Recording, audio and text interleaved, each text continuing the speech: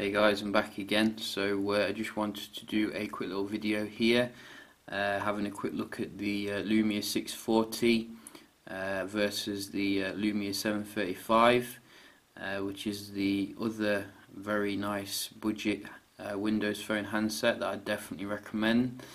As we can see, both of them have quite different kind of build quality about them. I'd say that the Lumia 735 feels a bit sharper around it, kind of thing. I did have a green one at one time, but changed the back cover here because it was making me a bit sick. But I have noticed this back cover on the 735 is a bit flimsy when you pull the device off. As you can see, I've already cracked it there, which is quite annoying, but it still works alright, so there's no major issue there. You have the same kind of setup here on the 640, and you can get access to it by pulling it all off, but it does feel a little bit more solid actually compared to the more plasticky back here on the 735.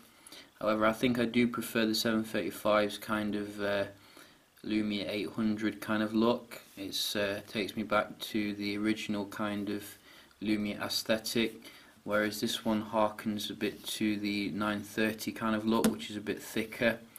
But I think the display obviously is also a bit more higher quality as well with the 735, although they are very decent displays. These are you're getting your LCD at 720p on the 640 versus your 720p Super AMOLED display.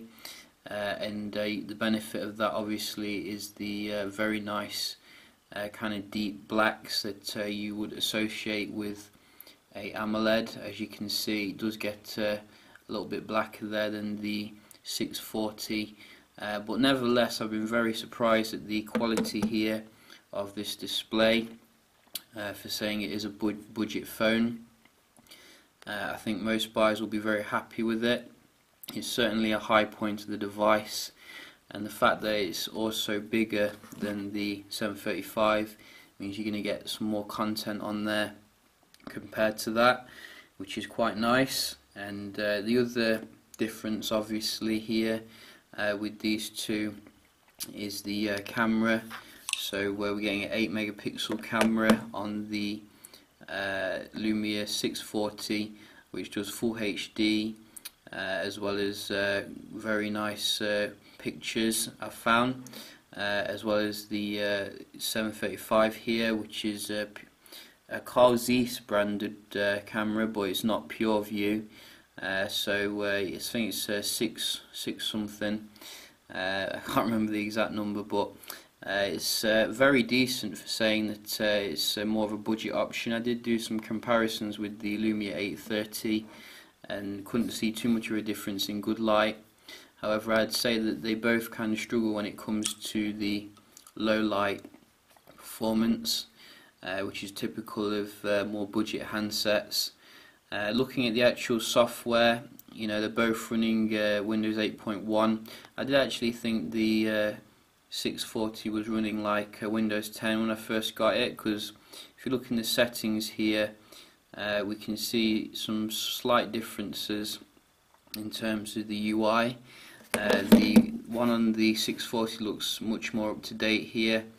As you can see, you get kind of categories that allow you to find things a little bit faster, and you can also conduct a search here. So if you want to get into the display settings, you can quickly do that, which is quite nice. On the Lumia 735 we have the more older style kind of interface here, which is a bit more of a chore to find things. Also, I have noticed as well that the 640 they've done a really good thing here, where they have allowed you, if we go to Internet Explorer here and then go to the settings, we can see here in the advanced settings they have actually done a U-turn here and allowed you to select Google as the primary search provider, which was obviously a very controversial decision and very stupid if you ask me. Google is, at the end of the day, you know, the premier search engine, and you can't actually do that, unfortunately, still on the this trinket.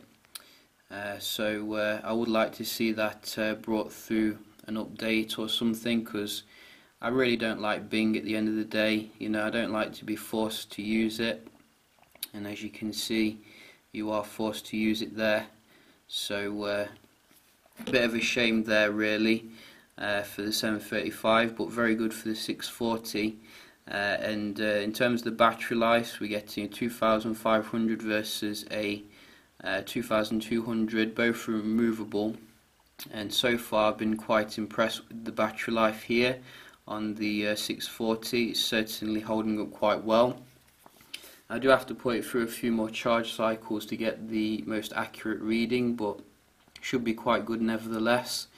However, the 735 does leverage quite a big advantage when it comes to the front facing camera. It's got its 5 megapixel wide angle lens here, which is versus the 1 megapixel, I think it is, on the 640. For those of you who are into your selfies, you'll definitely enjoy the experience here on the 735. It does actually come with a whole kind of suite for your selfie kind of stuff, so you can make yourself look pretty when you're not, and we do like that. So you don't get any of that here.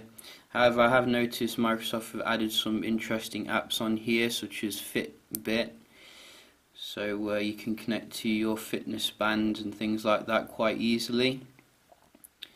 Don't know if that comes from the store, it might do. I was quite disappointed to find out that the Lumia 640 doesn't actually support 4G.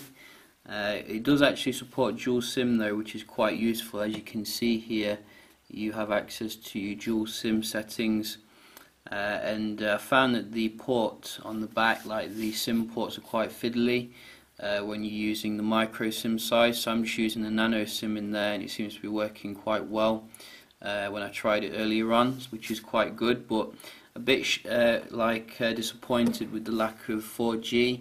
I think that should be coming with this kind of price range here. The 735 does come with the 4G, which is very nice indeed. And in terms of, there is one big significant win though when it comes to the 640. As you can see, when you have both the displays off here, they've built back in the glance facility, and that's a big gripe I have with the 735. You don't really know, like, if you've missed a notification. There's no notification LED. Well, technically there is actually. Apparently they did I think they did like a teardown and showed that there was a hidden one in there which isn't enabled for some dumb reason. But the 640 does come with this kind of glance facility, which is fantastic. Very good that they managed to implement that. Unfortunately, you can't do the Hey Cortana with both of them, but both of them do have quite solid integration with Cortana, which is nice. And what else is there really different? Just trying to think really. I think they both have the same kind of specs. So you know, you get your quad core Snapdragon 400, 1 gig of RAM in both of them. Oh yeah, the other difference obviously is that this baby, I think, supports wireless charging, whereas this one doesn't.